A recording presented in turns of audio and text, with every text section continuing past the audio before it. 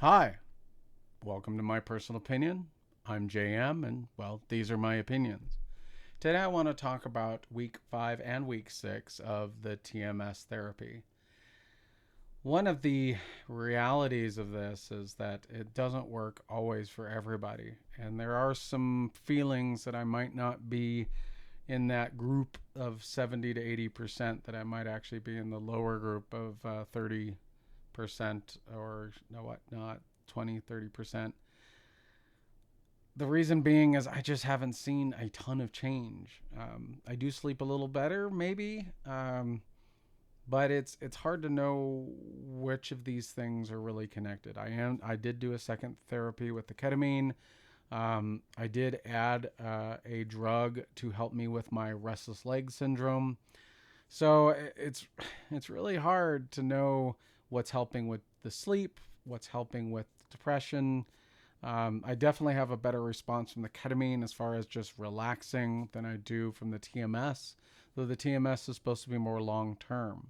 So it's really kind of difficult to know exactly which of these particular things that I'm doing are helping. Unfortunately, due to my situation where, again, I was working for a company, had some gastric bypass, ended up being demoted because they were frustrated with me for whatever reason, never gave me a real reason why.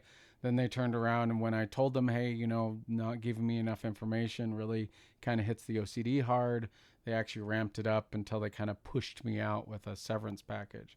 Well, unfortunately, the um, insurance is now gone, and I prepaid for the TMS.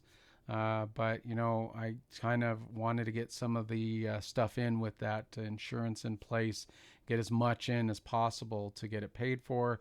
And so there's just kind of this situation where we're kind of having to make choices financially, not optimally. It would have been more optimal, of course, to finish the TMS and then introduce the ketamine as a kind of a side or adjunct kind of therapy.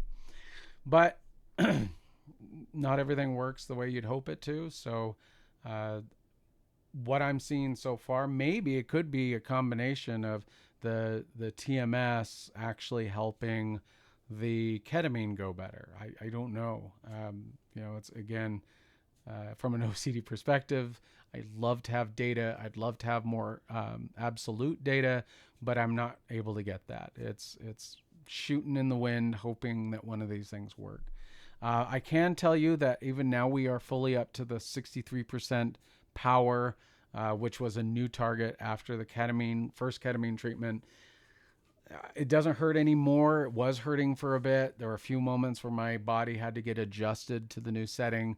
There were a few moments of pain, but they backed up a little bit and then moved forward. So it was kind of we went from, if I remember, the original target, being about 56, we got to 58, we got to 60. It started to hurt. We backed down to 58. And then after feeling good again on the 58, we went up to 60 and then the full 63. So there is at least for me, my body did adjust to some of this stuff. So, it's difficult. It's difficult to know how you would react. Again, like I remind everybody, I'm not a doctor. I'm not pretending to be one.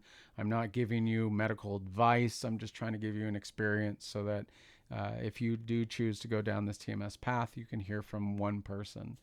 There are other people on YouTube that cover this as well. My only perspective that may be different than some is that I deal with processing all this through an OCD lens. So it goes back to the frustration of not having that feedback mechanism that's reliable and something other than subjectivity. Subjectivity is just really difficult. You want objective data, not subjective data. Somebody saying, hey, do you feel better today than you did yesterday? That's not always a useful way to get good data because you have to think about it and then you rethink about it. And then, especially with OCD, you start to kind of stop and rethink and say, wait, am I really seeing a difference? Am I just wanting to see a difference? You hit a lot of little buttons and a lot of little triggers trying to make sense of all this. So is it helping? I don't know. I know that it's definitely tolerable. Um, it's easy to to deal with. So it's not something like I'm like, I don't see anything, so I'm just going to quit. I'm going to finish all the way to the July 17th marker to get all 36 treatments in. But I cannot tell you today that for me, this has been a huge success. A lot more success, but it's temporary. A lot more success with the ketamine.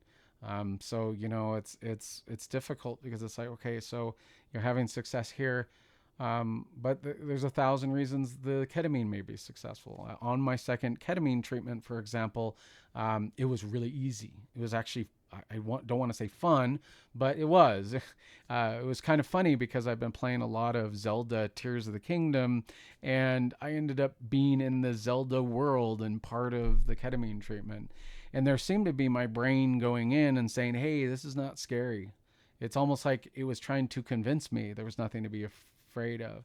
I don't want to sound weird, but there was a moment that I was in this kind of realm that was, a visual experience, kind of in this little realm that felt like it was supposed to represent hell, and this caricature that was supposed to represent the devil or whatever.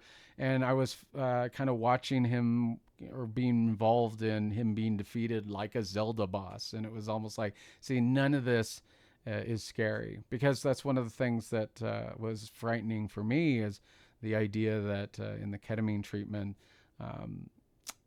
that I heard stories of people having these visual hallucinations of hell and being terrified.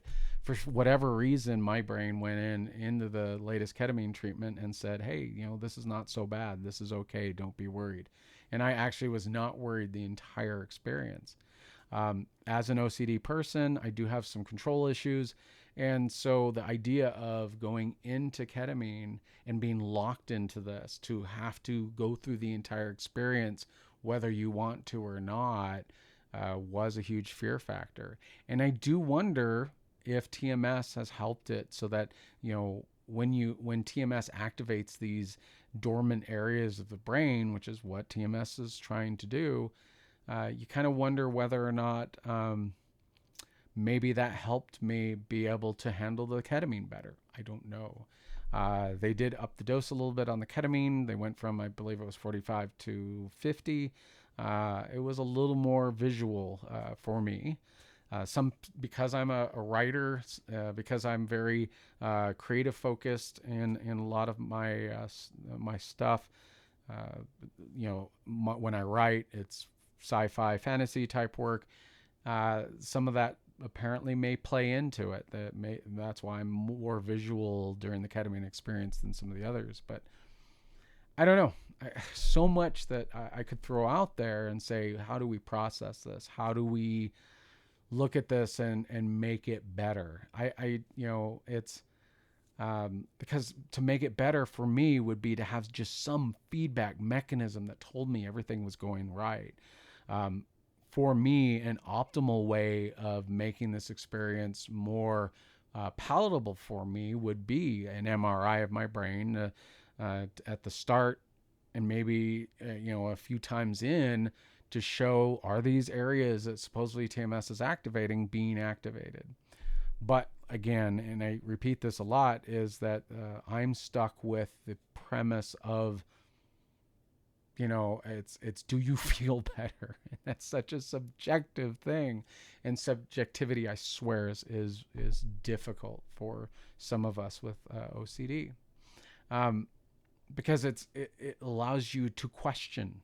Because remember, at least for me, because I have a lot of OCD thinking, I obsess over a thought, and any type of ambiguity allows me to travel down some really dark holes. So it comes back that if there were something where they could show me, look, see, you should be getting better because we're seeing areas of your brain that are being activated that weren't activated when you started. Those are the things that make it difficult. Now, ketamine has the same problem. I mean, it's more of, do you feel better? Because it has a more upfront approach, though, because it is a hallucinogenic, kind of chemical, there are some things that you can say, oh yeah, this is working, but is it making a long-term impact? And I think that's kind of where it still is a little questionable, where it's working and where it's not. So, week 5, week 6, I still don't have this feeling that tells me I can come out here and say, oh my gosh, it was awesome. I recommend it for everybody. But I do know, even talking with others and talking with the specialists, that there are people that have dramatic changes because of TMS. And so I'm not discouraging anybody or saying, no, you shouldn't. But if you go through this experience and you feel like you're unsure of whether it's helping, it's not just you. There are people that do question where you're at. Now, again, this is going into July 17th. So I have a few more weeks of this. There could be a moment where it finally just kicks in and says, hello, how are you? I don't know. But if I were to make a choice of which one I would have focused on from the beginning, I may have done the twice weekly ketamine therapy over the TMS. But again, as I was told, TMS is more long-term, ketamine is more short-term. And so it's hard. It's really hard to come to a conclusion. If somebody asked me, what do you think? I'm still up in the air. But I can tell you that if you're into it as far as I am and you don't feel anything, you wouldn't be the first. It's definitely not unheard of to basically going through this. And it's hard. This is one of the frustrations I have with medical, is that there's no guarantees. You can put $10,000 into a procedure and it do nothing, and you still owe the $10,000. It's one of the few industries that really can do that, where it can charge you enormous amounts of money or charge your insurance an enormous amount of money. And if it doesn't work, oh well. Certainly when I went through gastric bypass, for example, it wasn't a perfect situation. I didn't come out of it with perfection. I ended up with some ulcers. I ended up with some depression. Some of the depression actually may have came from or been amplified by the gastric bypass. I did lose a lot of weight. I went from about 270 to now I'm about 170. So I lost about 100 pounds. My liver did get better, but I still have diabetes. I still struggle a little bit with diabetes. So, we're in the same boat with TMS. Here I am devoting to a procedure that does work for a lot of people. Hopefully I get something out of it. I may not get the full, moment that others have gotten out of it, but I don't know. I really struggle with, I so struggle, and I keep bringing it up as just this lack of feedback, lack of good feedback. And I think it's so important in these scenarios to have some feedback mechanism, that something that you can grasp on. I believe in placebo effect. I actually don't put down the placebo effect. And if there was some feedback that was positive, maybe even some of it would be a placebo effect response. And I don't think there's anything wrong with that. But just something to grasp onto would be great. So it's hard. I think a lot of these therapies definitely have value. I do think that we need to continue to explore them. And, there's a lot of other pieces coming. I was surprised MDMA is on the list. That's the ecstasy. They're going to try that as well. I was surprised that, there's a lot of good research on psilocybin, aka magic mushrooms. And again, I am not advocating doing those illegally. I am not advocating violating the law. I am advocating the research necessary by legitimate groups to be able to, to look at these options and see whether or not they're good options. And ketamine was one of them. And I'm thankful that I could at least experience it, and there was some positive effects from it. Is it perfect? No, none of this is perfect. And that's, the hardship is also getting rid of some of the stigmas.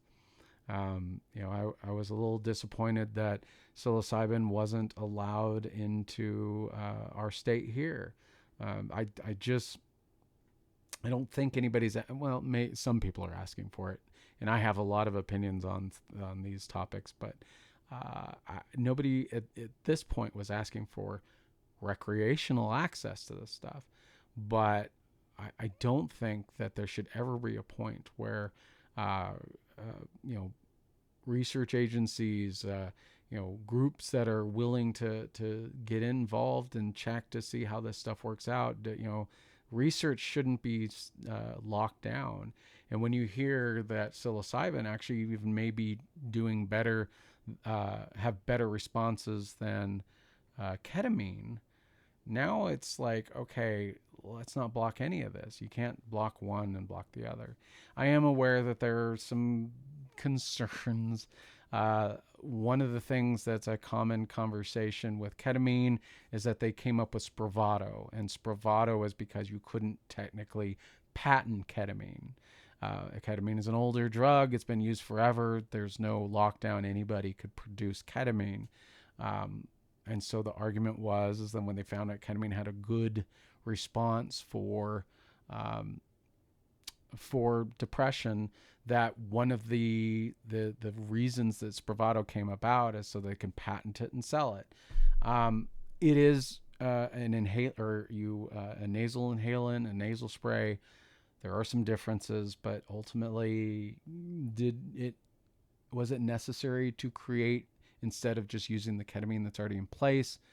And the hardship there is the insurance companies jumped in and said, we're only going to support ketamine or Spravato, not ketamine.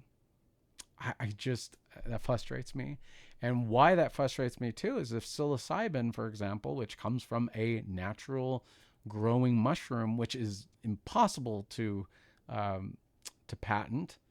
I'm sure somebody will try to synthesize it, but it's like, why? It's there. You can grow it. You could.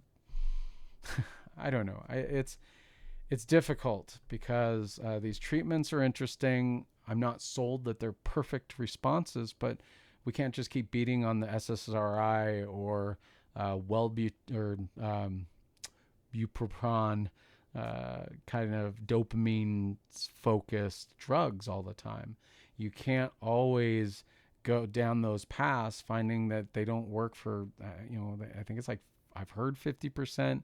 I mean, so we need to be exploring more and more of this. We need to be exploring more ways to get people help. Mental health is one of the most important aspects of our society. During certain events in the last few years, those lockdowns, they really got to people. And so having ways beyond, and trust me, I believe in vitamin D supplements, getting outside, getting some sun, exercise, changing diet. All those things are great, but I don't think you can completely knock out all the other components that could possibly help a lot of people out. I just, from my perspective, I guess what I'm saying in this particular video is that I'm a little disappointed, maybe not seeing this wow factor with TMS. I did get a little wow factor with the ketamine. I think they're all great that we're looking at these alternatives, and I hope we continue to look at these alternatives as ways to get to people, especially those that have tried traditional SSRIs and traditional medications in those areas that didn't get help from it. And we're seeing kids, we're seeing adults, we're seeing all sorts of people from all different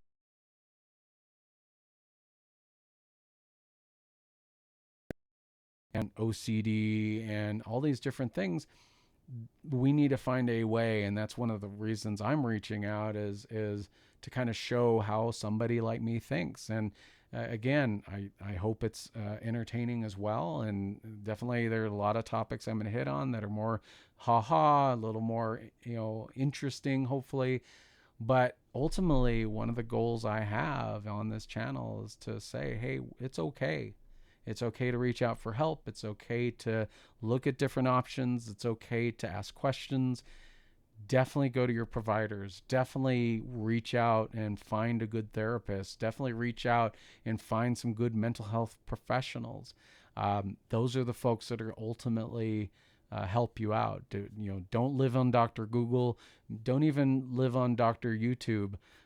It's great to get connections. It's great to get other people's feedback, but ultimately, never ever avoid going and getting help. It's just not the right thing to do. There was kind of a study in one of the states that had a very high prescription rate of antidepressants. One of the reasons is because there was also a low rate of use of alcohol. And so, there's some people that have said, those that go out and get the help, instead of going to some more, a little more unsafe methods of dealing with anxiety and depression, are going to more traditional. I don't know. Definitely some things to process and think about. I, it's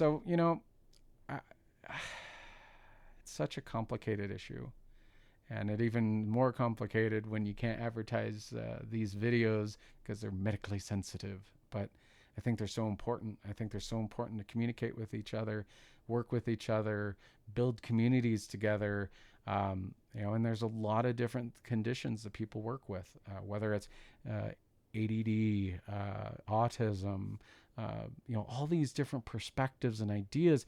And I don't think it's bad to hear from all those ideas and thoughts. And I do think that some people who have OCD have a perspective that's valuable in our society. I think people that have autism who have a valuable perspective. Can you imagine if you put a lot of these folks together that are really, have great ideas, but they're forced to rethink some of these ideas due to these conditions? What kind of things you can learn from that? Because you're going to go in and say, oh, I never thought of it that way. Important stuff.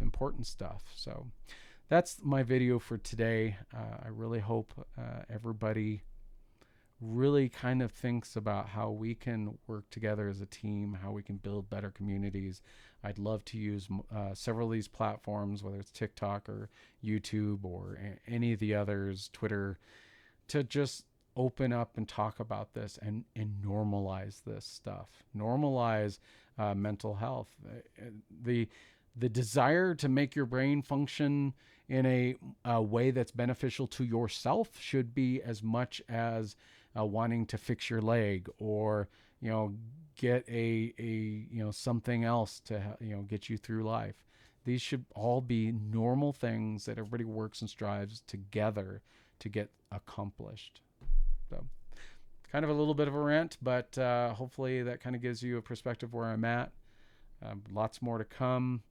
So, if you like what you hear and you want to hear more from me, I would love to keep talking. I'd love to keep sharing. And hopefully, if I can inspire just one person to step up and say, you know what? It's okay that I have OCD. It's okay that I have autism. It's okay that I have these things. And it's also okay to go seek out help. If it's hard to process things, if it's hard to look at things in your perspective and you could use some help to get around that, get out there, get some professional help. There's nothing wrong with it. You're just as cool as everybody else. You're just as unique. And you know what? If you start looking at all the great figures who have written books or made movies or, even Einstein had quirks that probably would fit into certain, certain situations or ways to process your thinking. Anyway, again, if you like what you hear, if you can comment, subscribe, if you can, just help with the algorithm. Let's get this out there. Let's talk more. Let's get more people talking.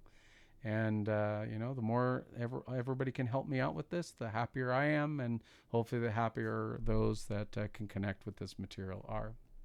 Wish everybody a great in this point, those in the United States, I wish you a great 4th of July, and wherever else you are, I hope your days are great and your thoughts are great and you find peace in whatever you're trying to fix in your life, because everybody's important.